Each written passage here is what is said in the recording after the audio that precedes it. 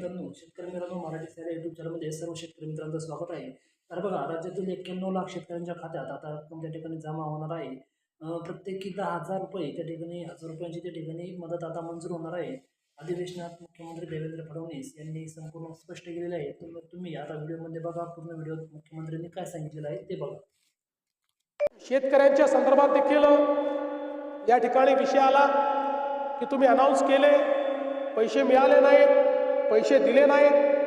खरं म्हणजे आपल्याला कल्पना आहे या ठिकाणी आपण 32,000 कोटीचं पॅकेज जे घोषित केलं होतं, त्या 32,000 कोटीच्या पॅकेजमध्ये त्या ठिकाणी 10,000 कोटी हे इन्फ्रास्ट्रक्चरचे होते, 2,000 कोटी आपण नरेगातनं देणार होतो आणि बाकी सगळी थेट मदत होती. या संदर्भात मला आपल्याला सांगितलं पाहिजे की हे जे पॅकेज आहे याच्यामध्ये 3 हेक्टरची मर्यादा आपण ठेवली होती आणि 3 हेक्टरच्या मर्यादेत NDRFचे पैसे दिल्यानंतर देखील आपण रबीच्या हंगामाकरता 10,000 रुपये अतिरिक्त त्या ठिकाणी हेक्टरी देण्याचा निर्णय केला होता. या संदर्भात पशुपालकांना देखील पशुधन हानीसाठी आपण पैसे द्यायचं कबूल केलं होतं. त्याचे सगळे पैसे आपण दिलेले आहेत.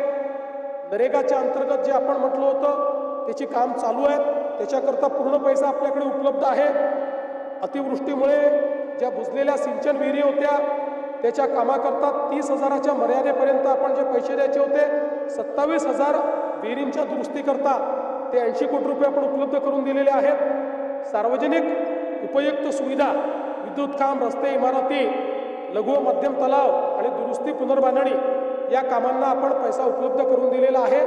आणि त्यातल्या काही कामांना आपण हे सांगितलं आहे की तुम्ही कामाची सुरुवात करा, आम्ही पुढच्या बजेटमध्ये किंवा त्याच्यामध्ये त्याच्याकरता निधी उपलब्ध करून देऊ. त्यामुळे तेही काम आपण झालं आहे.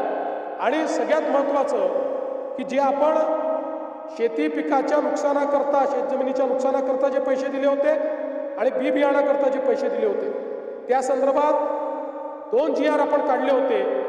एक पहिला GR आपण काढला होता 10,516 कोटीचा, दुसरा आपण त्या ठिकाणी GR काढला होता 9,611 कोटीचा.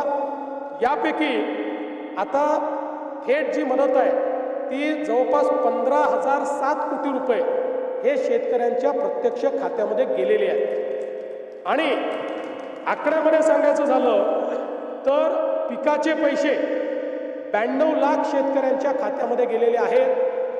आणि इथे सांगण्यात आलं की 10,000 रुपयाची घोषणा केली पण ते गेले नाहीत.